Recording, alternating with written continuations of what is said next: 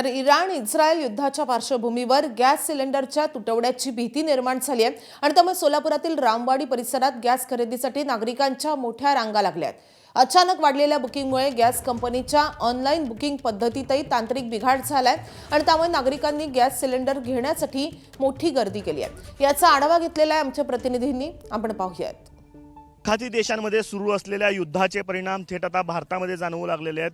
राज्यभरामध्ये ठिकठिकाणी आपल्याला gas एजन्सीजवरती gas खरेदी करण्यासाठी नागरिकांची मोठी गर्दी झाल्याचं चित्र पाहायला मिळतं। मी सध्या सोलापुरातल्या रामवाडी परिसरामध्ये आणि या ठिकाणी आपण बघताय नागरिकांची भली मोठी रांग जी आहे ती गॅस घेण्यासाठी आपल्याला पाहायला मिळते। एखाद्या प्रशासनाच्या वतीनं सांगण्यात येतं की गॅसचा मुबलक साठा आहे, त्यामुळे कुठलाही तुटवडा नाही। मात्र नागरिकांमध्ये भीती आहे। बुकिंग ऑनलाईन पद्धतीनं करताना तांत्रिक अडचणी येत आहेत।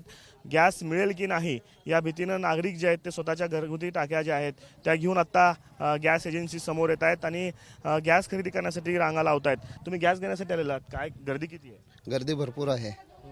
तास झालं रांगेत थांबलेला आहे आम्ही। रिक्षा चालवता, काय करता? रिक्षा चालवतो।